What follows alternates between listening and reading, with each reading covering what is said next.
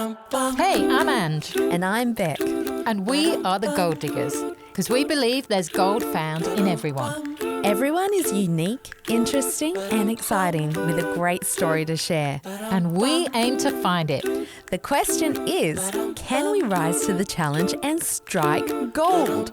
Stay tuned to find out as we chat to today's mystery guest. Honey, you're my sugar. So this is how it works. One of us knows who the mystery guest is and the other one doesn't. And today it's Andrew's turn to find out the gold in our mystery guest, Clive Bishop. Welcome to the show, Clive.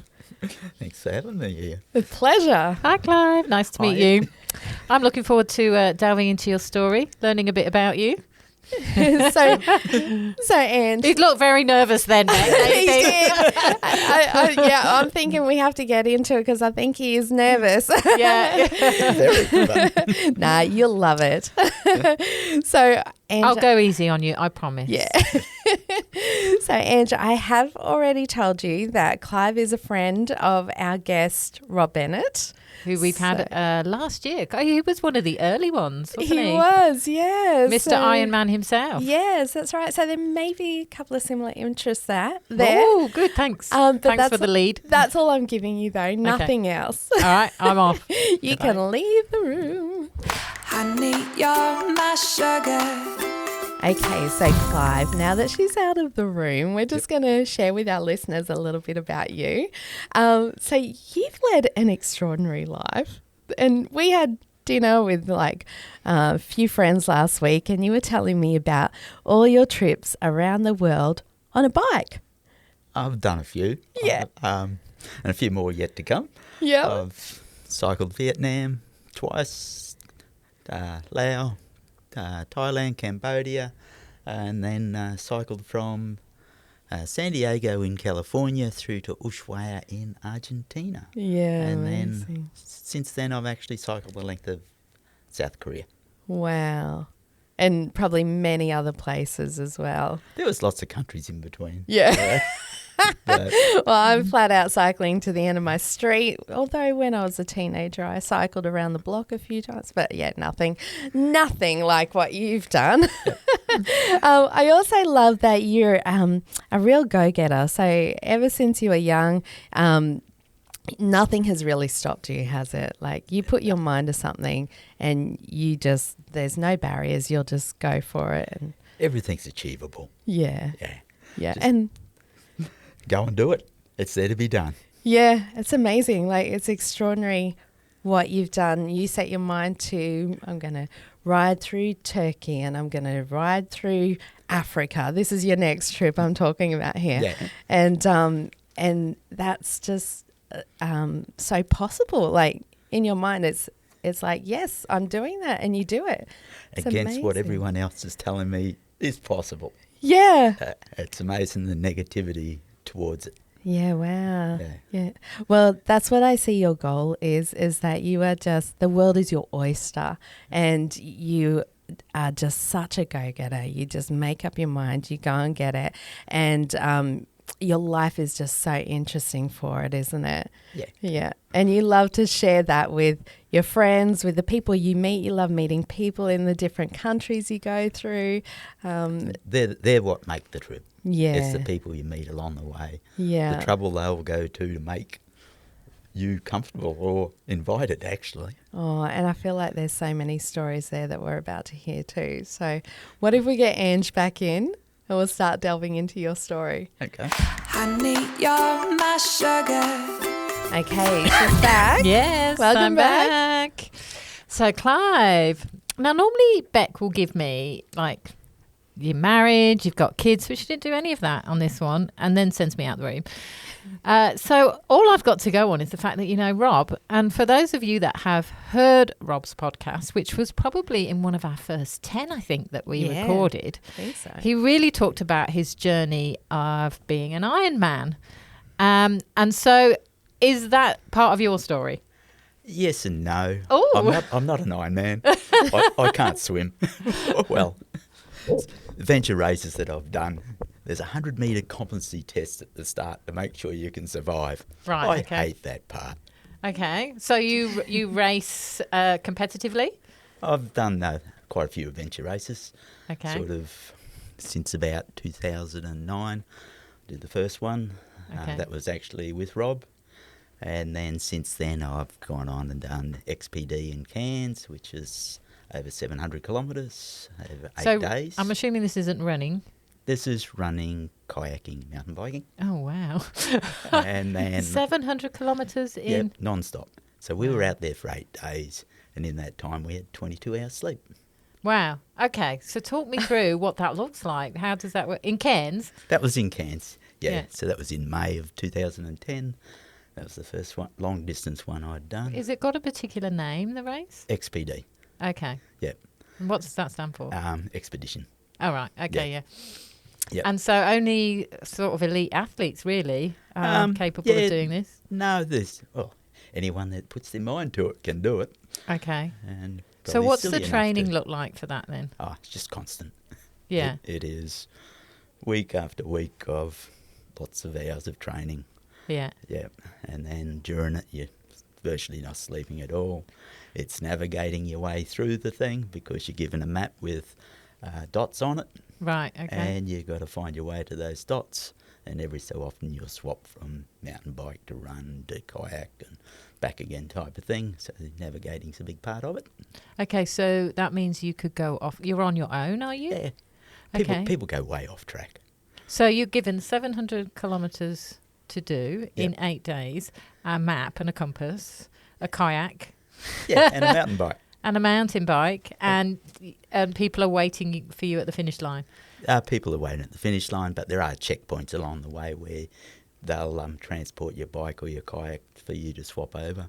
Right, okay. Like in that race there, at one stage we were doing a kayak leg, which was, well, actually leading up to the kayak leg, it was an inflatable kayak. We had to push the kayak in a wheelbarrow, deflated, Right. for 20 kilometres. Put it, I blow it up. hope you had a pump Yeah. instead of having to blow it up. I was just picturing you going... Anyway, yeah, we got to the river, pumped it up, Yeah. and the river had dropped a metre from the time they set the course to when we did it. So we basically dragged a kayak for 60 kilometres over big wet rocks. The question that's coming into my head is why, but Endurance. but I was also picturing you with an inflatable kayak on a river in Cairns, which is crocodile territory. No, this was well inland by then.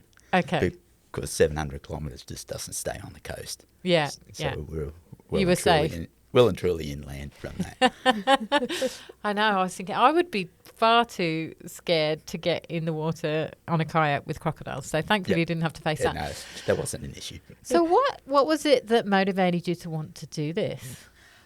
It sounds pretty insane, to be honest. It all started in 1997. I met a fella in Darwin when I was working, Yeah. and he said, Vietnam's a great place to cycle through. Right. Put it in the back of my mind. Didn't even own a bike. Okay. Studied architecture from 2001 to 2007. At the end of that, I figured I needed to do something to celebrate. Okay. So I remember this fella 10 years earlier telling me about how great Vietnam was to cycle through. Yeah. I went and bought a bicycle and rode the length of Vietnam. Wow. How far's that? That was only 1,600 kilometres. 1,670. Just a walk in the park, Yeah. really, isn't it? And So before- how did prior you to- go then from never really had a bike, never ridden a bike much before, to riding 1,600 kilometres in probably very humid conditions? It was, but So what? it was a little bit at a time. The first day was 40 kilometres. Yeah. Near killed me. Right. It's like, I don't know how I'm going to do this. that was but the introduction. It was. Like, what was the motivation for you to want to do that? Because to really endure the training to be able to I didn't accomplish train that. for it. Okay, I'm confused now. I was just going just to got on a go on bike. a holiday, Right. not Wow. realising how hard the holiday could be.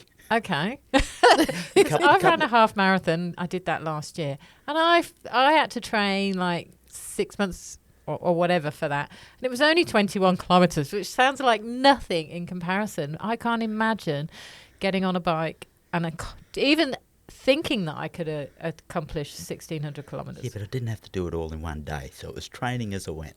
Yeah. A little bit like the next trip I'm about to do. Right, okay. Which is I'm not fit at all at the moment. Yeah. But it'll probably end up being in the vicinity of So 30. what's your next trip? I'm going to Vietnam. Oh, not Vietnam, sorry. Going to Japan for 3 weeks with my sister and brother-in-law and a couple of friends and cycling there.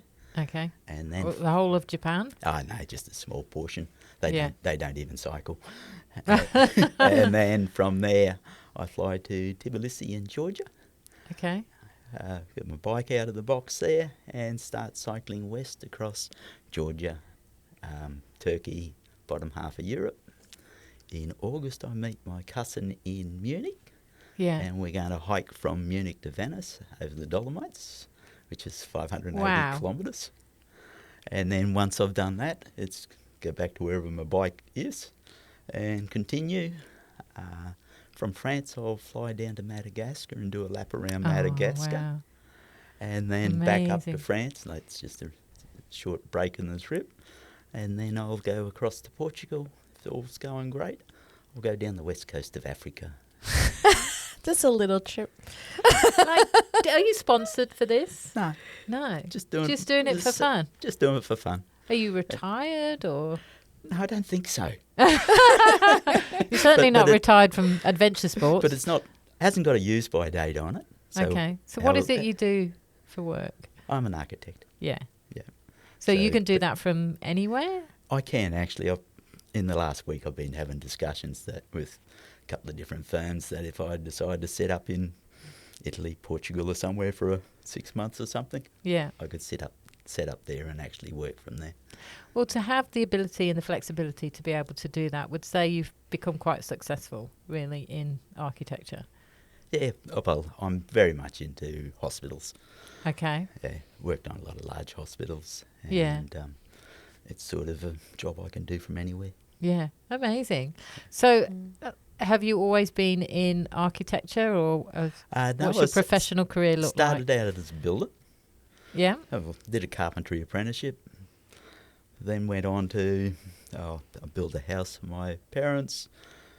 I built a spec house for myself. Then the bloke that I was gave me a hand on that house. I built him a house. I built his sister a house. I built his parents a house, and it just kept going for about 60 houses. and then in 2001, I went and studied architecture. Okay. As a mature age student. So right out of school, were you straight into the building trade? Pretty much, yeah. Yeah. Did you grow up in Australia? You grew up in Queensland? Woollooga. Cattle property at Woollooga, about 30 kilometres west of Gympie. Right, okay. Yeah. So fairly local then. Yeah. And tell Angela how you used to get to school. I actually rode a horse to school occasionally. Okay. Yeah. Wow, that would be so cool. I know, right? I can hear my daughter Summer going, Mum, can I ride a horse to school? No. We actually used to own a horse. My sister owned a horse. It was 14 hands. Its name was Eastern Star. It was the greatest escapologist I think I'd ever known. The amount of times we'd have to go running across the fields because the horse had escaped into the neighbouring fields. We ended up having to get rid of it because it was just too much of a nuisance. Yeah. But it was cool and fun having a horse, like growing up. So you were obviously very much in the farm life. Yeah. Grew up on a farm. Yeah. Yeah. And then when I got a car, who gets on a horse? I think I've been on a horse once since I've been about 16. Okay. So obviously you spend a lot of time on your bike. Yeah and no. How many? These trips are not all about going for a bike ride. Yeah. It's the attraction. Well, it's not so attraction. The people that you meet along the way. Yeah. They come to me being on the bike, whereas if I was in a car or something, I wouldn't even speak to them. Okay, so what is the appeal for you then? The people, maybe the scenery? The people, what's out there to see. Yeah. There's a big world out there. And a lot of what I go to see is not on the tourist route. Yeah. Yeah. There's websites out there. dangerousroads.org. So find the most dangerous roads in the And world off you to go. cycle on. You're an adrenaline junkie. I know. This is quite insane, really. But I bet you've had some of the most amazing experiences. Yeah. What about health? Like, 'cause some of these countries, obviously the hygiene, the sanitation isn't always great. If you're riding on a bike, I don't know where you're sleeping overnight, or, you know, what In does a what tent. does a journey look like for you going across the coast of Africa, for instance? Let's step back to one I've done. Yeah. I've ridden from San Diego, California, Yeah. to Ushuaia in Argentina. And sort of, how do I explain it? The sleeping arrangements were sometimes in cheap hotels or that type of thing, but majority of it was in a tent Wow. and just on the side of the road, wherever I can find to put it up. Good spot is in pipes underneath roads, providing it's not going to rain. Okay. Clive, I was amazed when we went to your house last week and you showed me how you pack your bike and all the compartments and what you actually fit in these. Like every crevice of the bike is filled with a pack, isn't it? Yeah. So it carries your food, your water, your tent, your pillow, your clothes, your winter clothes. Like, I'm just like, how does this even fit? There's a Yeah, real so you must art like to carry a it. backpack while you're cycling. No, because that puts weight on my butt. Okay, so is it on the side of your bike? Some on the side. So you got the triangle of the frame. Yeah. In that, there's a pack. Okay. Me, tent and sleeping bag and everything's across the front of the bike. Everything has a spot on a small bag and you squeeze it in. Wow, very simple living. So Yeah. what about food supplies? Pick up what you can along the way. Yeah. And you Yeah. do this solo, or you Yeah. normally? Yeah. Wow. Yeah, sort of. When I cycled from San Diego down, between there and the Argentina border, I might have met 10 cyclists along the way, if Okay. that. Got to the Argentina border and I met 12 in the first day. That's Okay. like, it changed the whole aspect of it. It wasn't something I was doing by myself anymore. It just completely different sort of scenario of So have you, anyway, I can do it now. have you ever had a scenario where you are in danger or at risk, or even you in poor health and there's no one there to help you? Like, So a couple of things along the way. The Bogota, when I was there, in Bogota on a Sunday, they closed the 125 kilometres of highways on a Sunday for cyclists. right. I thought, that's a great day to leave. I'm cycling along. Another fella came up, cycled with me for ages. We were stopped, we're having a drink, having a chat, and his mate walked around the corner. So then I'm talking to his mate, but the first fella that was cycling with me, my bike was behind me, he was actually stealing my bike. Oh, So he got away with my bike, and then in the sort of the fluff of the whole thing, the fella that walked around the corner then took his bike. I'm sitting on the street in Bogota with a helmet and a GoPro on my head and empty pockets. wow. So So what did you do from there? I rang the police. They tried to contact my sister and so forth in Australia, but she wouldn't answer the phone. They took me back to the hostel I'd been staying in, because I'd actually been in Bogota for 2 weeks prior to that to get new tyres and so forth for my bike. Yeah. So I went back to the hostel. The hostel said, oh yeah, stay here as long as you want until you get some money. Okay. I met a fella in Costa Rica. The day before that, I'd seen a message on Facebook from him saying that he was in the mountains of Colombia. It's like, oh, he can't be too far away. So I got my sister to send him a message, because that was the only I couldn't even get into my Facebook page, because I had no communication other than reverse phone calls. Wow. So I got my sister to message him, and within 24 hours, he'd given me some cash. Within 36 hours, I had a new credit card. But there's an Australian embassy in Bogota. Yeah. So went there, got a new passport, but that was going to take 4 weeks, because I was going to be on the road for so long. So, because he took your bike, all your belongings Everything. went with it. Yeah, Yep. right. Okay. And I'd stocked it up with about 4 or 5 days worth of food as well. So everything was on there, completely everything. Wow. And then, so I was there for 4 weeks with waiting for a new passport. In that time, I'd actually bought a motorcycle off another tourist, thinking, that's how my trip's going to continue. And then I'd also organised a new bicycle to be coming over from Australia so that I could continue cycling. The day that my passport turned up, on my bike there was a tracker. Someone had taken that tracker about 1.5 kilometres out into a park, switched it on and walked back to my bike. And going online you could see the breadcrumb that it had taken back to the bike. So I had intended checking it out on before I left Bogota, but my sister, she sends me a message saying she'd just looked at it and someone had switched the tracker on. So You were able to get your bike back? I went back to the police. The policeman that I met when it was stolen was the same policeman I ended up seeing then. So we had a dot on a map. There was me and 10 police. We were, went around to this area of Bogota, climbing around on buildings trying to work out what building it was because it was a satellite image. Yeah. And you couldn't zoom right in. Knocked on the door of the building. There was a lady of about 60 or 70 and a 14-year-old girl. They didn't want the police to come in, but that wasn't going to stop the police. So they all start walking into this building and they turn around to me and said, "You've got to come too." They've all got their bulletproof vests on. They didn't give me one. Yeah. Anyway, we get up to there's a fella inside. I didn't recognise him. I wasn't sort of thinking about the accomplice. Yeah. But when we got up to the 3rd level of this building, it was full of bicycles and mine was amongst it.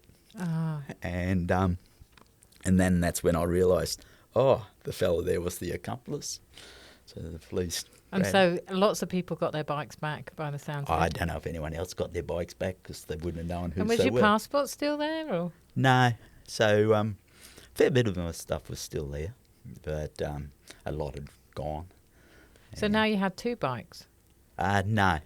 Well, I had a motorbike and a bicycle, so I... And your sister was sending a bike over, was she? it wasn't my sister, it was a friend bringing a bike over for me. Right, okay. Who I was meeting in Peru. Yeah. But anyway, I was able to cancel that one. Yeah. So now I had a motorcycle and a bicycle. And your bike. Yeah. The insurance company paid for the bicycle to be shipped to where I could sell the motorbike in Chile. And I rode the motorbike. What were you like through all of that? Because you're alone in a foreign country, you don't speak the language, you've got nothing. I mean, that is probably the worst nightmare. And it's not even particularly a safe country to be roaming around in on your own. So, like, how did that feel for you? I wasn't stressed. It was go to plan B. we start organising how I'm going to keep travelling. So how do you do that? Explain how you can do that. Because for most people, that would be a very overwhelming feeling and almost debilitating. To be able to have the strength of mind to be able to flip your mind and say, okay, let's find another way. That's... The fellow that gave me the bit of cash, he was another Australian that I'd met along the way. He said when he met me, it was like... I wasn't mad. I wasn't anything. It was just, let's work out what we're going to do now. There was no getting the bike back at that day. Yeah. But it just This all worked problem out. solving. And, That real calmness about you is obviously what enables you to be able to embark on a lot of these adventures. Because for most people, I think, well, I speak for most people, but it might not be. Maybe it's just me. I would think it would just feel so daunting to do something like that alone. And not really, like have the security and the safety there and everything. It's incredible, really, to be able to do that. outside of your comfort zone, although you seem to be comfortable in every zone. Yeah. I mean, you were telling nothing me. to stress about. Is there anything that could push you to your limit? Well, where is your limit? You did get bitten by a monkey, didn't you? I did, but And the monkey came off worse. well, we won't talk too much about that, but no, the monkey survived quite okay. Yeah. This was in Nicaragua. I had sort of gone on a bit of a boat trip out to some islands, and there's monkeys out there, and the monkey hopped on the front of the boat and thought I needed to feed it, and seeing I wasn't, Wow. I became the food, and it latched onto my arm. Oh dear. And, No scars? Oh, no, it wasn't too bad. Just Yeah. brought a bit of blood. Wow. And then from there, went to the hospital to get a tetanus shot, that sort of thing. I think Yeah. the hospital was a bit more scary than the monkey, though, wasn't it? It was not a pretty sight. This. So has there ever been anything that's pushed you to your limits that you've actually said, no, I can't do that? Well, today's probably this close to it. The scary of all the things Clive's done, this is the scariest. Oh, that's We're glad you're overcoming this today. You have jumped out of aeroplanes 200 times, but what was 200 times? That was when I was younger. Lived in Canada for 3 years Wow. and sort of did the skiing thing like everyone else did, and then ended over near the Great Lakes. And Yeah. the fella I was sharing a house with at the time turned up with a brochure about skydiving. Okay, we're going this weekend.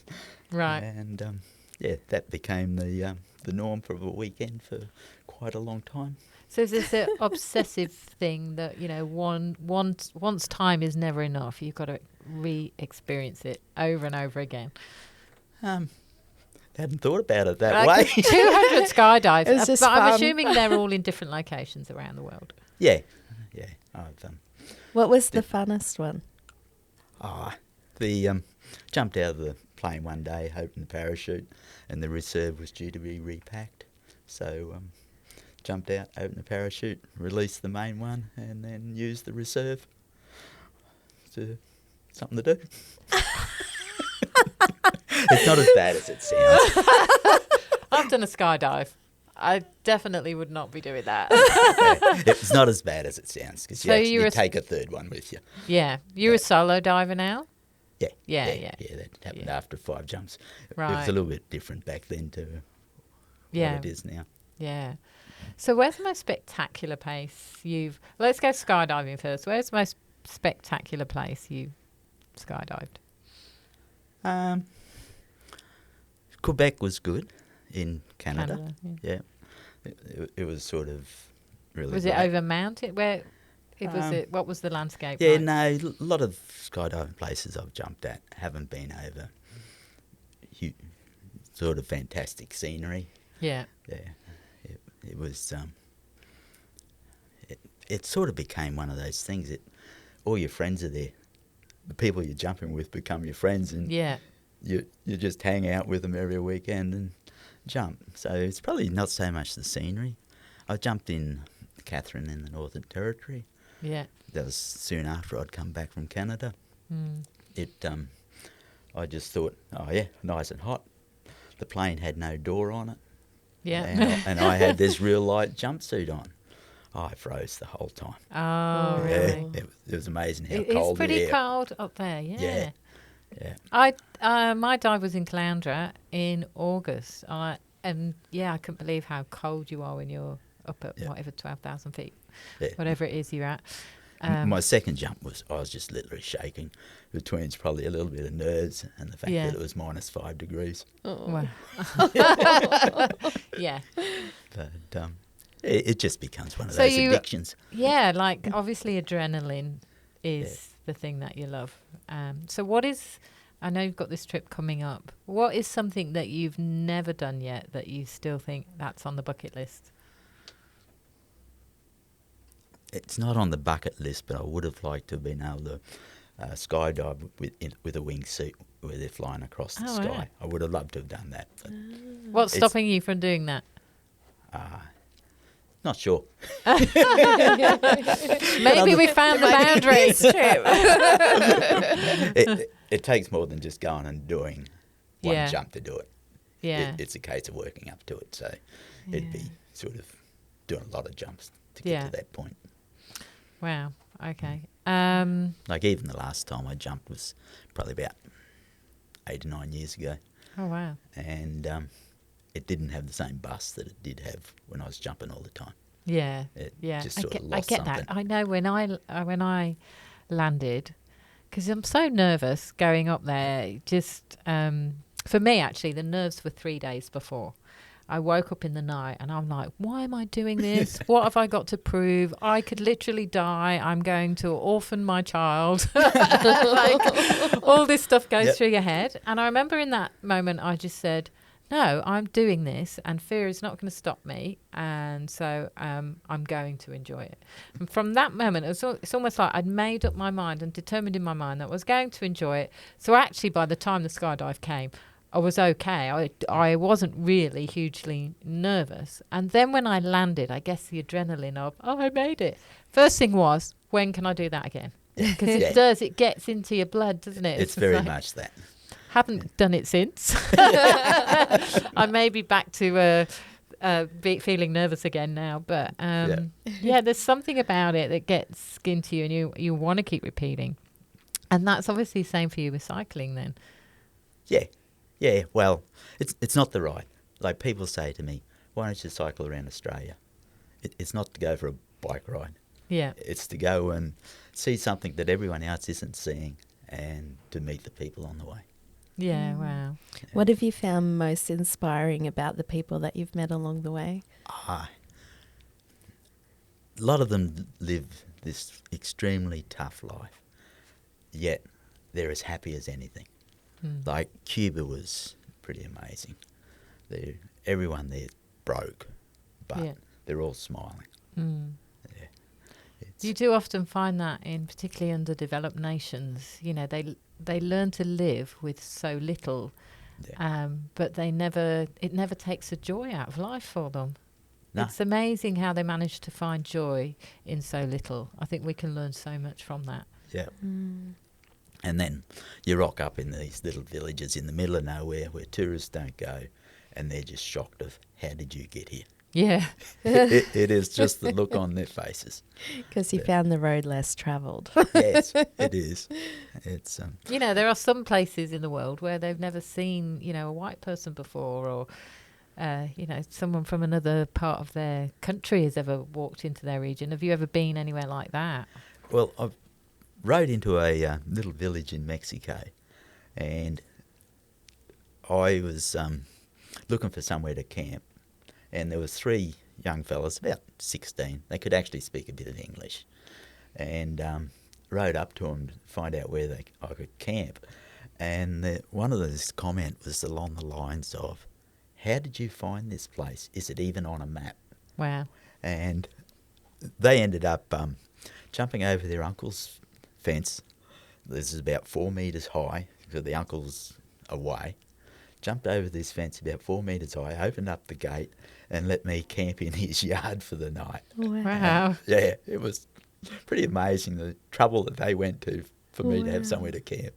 Wow. That's incredible. And people are generally, you know, they want to embrace other people, and they're kind, aren't they? Yeah. Another place I called in Mexico, there was about 2 houses and a council chambers. And I called in at one of the houses to see where I could camp. And they got me to camp on the veranda of the council chambers. And at 7 o'clock, dinner came over to me. It's Wow. Everyone along the way is generally that way. Yeah, I see a lot of generosity. Yeah. There's this Netflix series that I love. It's called The Kindness Diaries. I watched it. It's about this guy that went from, I think, the east coast of America to the west coast, or the other way around. And he started with nothing, and he was basically needed to get to the other side on the kindness of others. It's so incredible to see actually how people just are willing to be kind and to be generous with what they have and help you along your journey. So you must have had many experiences like that. Yeah, lots of them. But if you want to follow someone that's of interest, he's He's Ollie Walker. Well, his last name's not Walker. His first name's Ollie. Yeah. And I met him in Chile, I think it was, Chile, Argentina, down that way.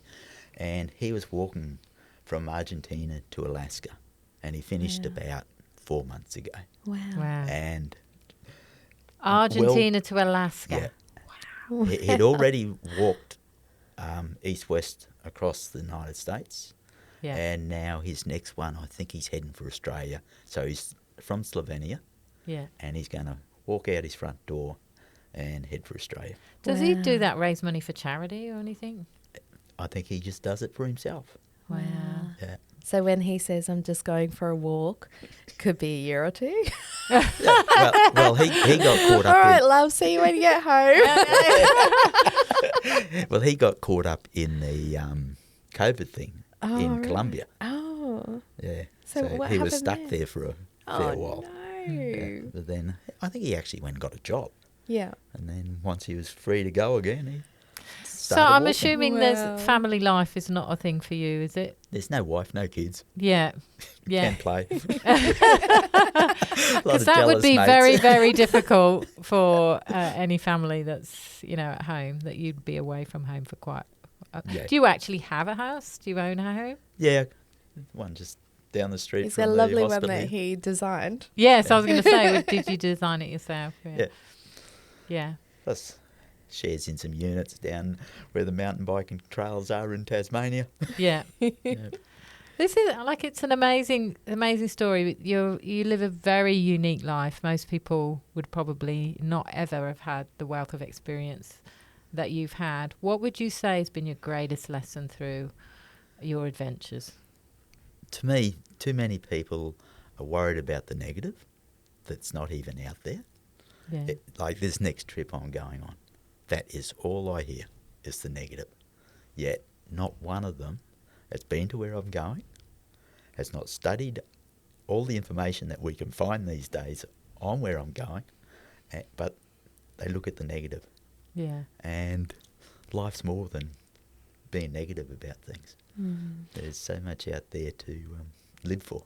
That's such great advice and very, very wise. Yeah. I think we all form opinions based on things we actually are not even knowledgeable about. Yeah.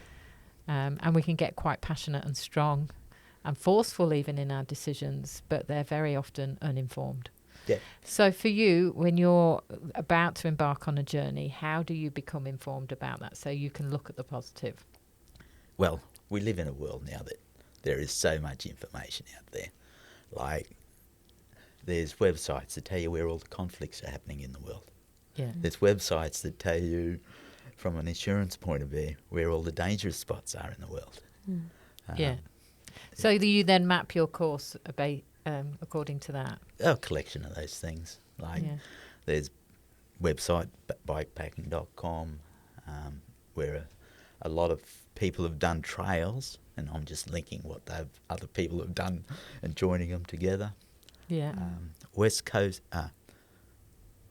Africa Travellers is another Facebook page. Yeah. And on that, there's people just telling you how to get from your visas, where to go, where not to go, all this sort of thing. Like, to the point, a couple of days ago, there was a girl there explaining that she's riding down the west coast of Africa and has had no issues whatsoever. Mm. Wow.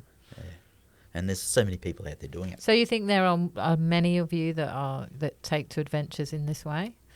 Well, I think there's a fair few out there. Yeah. Yeah. Okay. So, Ange, Yeah. I think we might have gathered some gold I by think now. we have, yeah. Yes. I mean, first of all, I think you've got to have a little bit of crazy in there to be able to just, do some of these incredible things. But at the same time, what I love about you and the gold that I see in you is that you've basically got no fear. And fear, even if you did have fear, it was almost like you have the skills to be able to put that to bed and focus on the positives. Yep. And because of that, your life is rich with adventure. You've had so many experiences that the vast proportion of people are never going to get.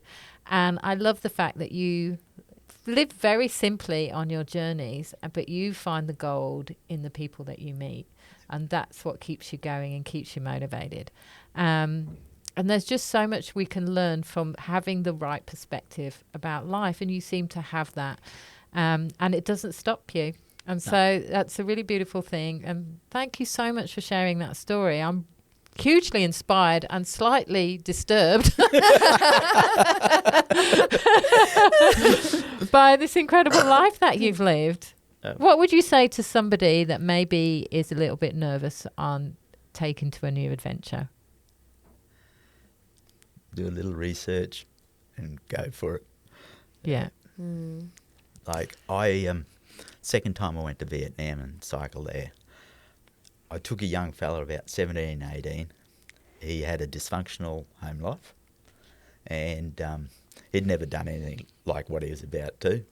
Took him to Vietnam. We rode from Hanoi up North Vietnam through Laos, Thailand, Cambodia. He finished that. He has since ridden New Zealand and Argentina and studied law. Wow. And his life was way off track. Wow. Yeah. Yeah, it's just, I don't know.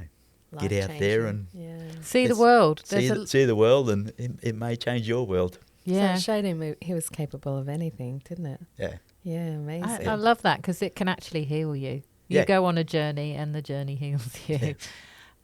So beautiful. Thank you, Clive, for being with us today. Thank you for sharing that Thank you. amazing story. And we wish you all well on your next adventure. Thank you. Yes. And hopefully we'll get to hear about some incredible stories and the people that you meet along that journey.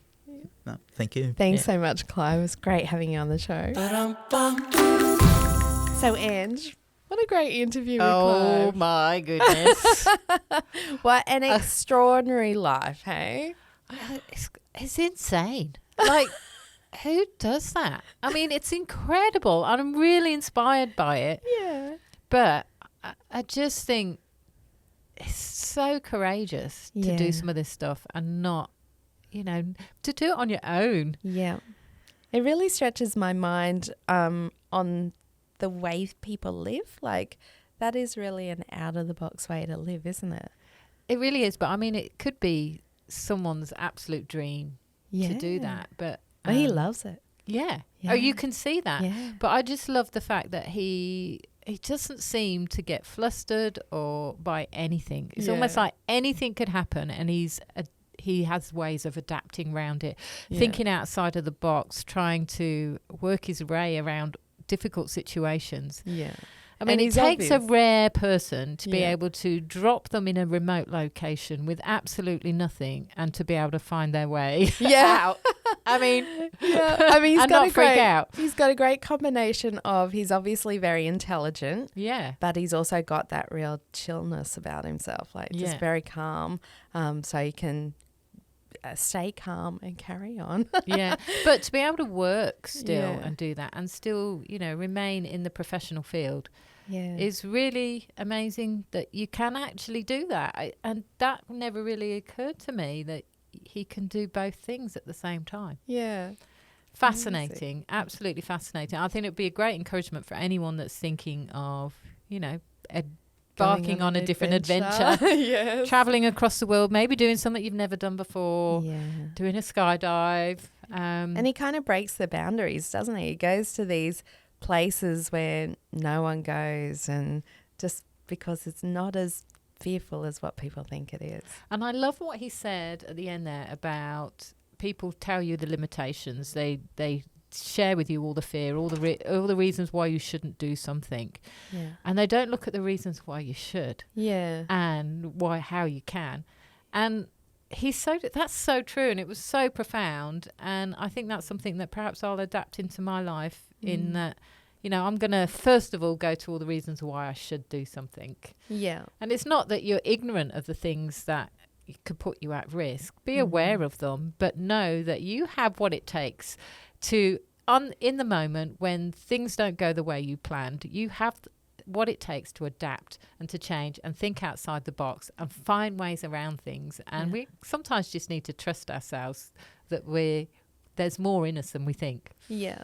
and we will survive. And there might be these splendid surprises along the way once you take that step into the risky spaces of life. I think you need to encourage him to write a book. Can you imagine the stories he'd have? Oh, yeah.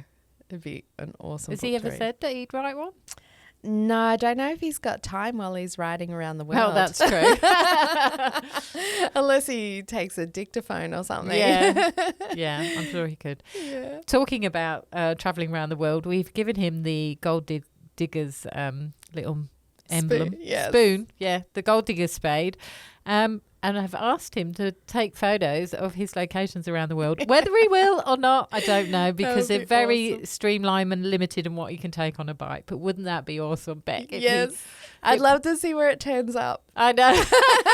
Here is the gold digger's spade in Guatemala. We shall see. Looking forward to it. So that's it for today's podcast. You'll find us on all the major podcast platforms. The podcasts come out every Wednesday. We'd love to hear from you on our socials, the Gold Diggers Podcast. Tell us about your story so we can find the gold in you. Easy as pie, lemon, apple or cherry. Loving you is so very sweet, sweet, sweet. How can it be such a piece of cake? And your smile is the icing. Loving you is a party. Honey, you're my sugar.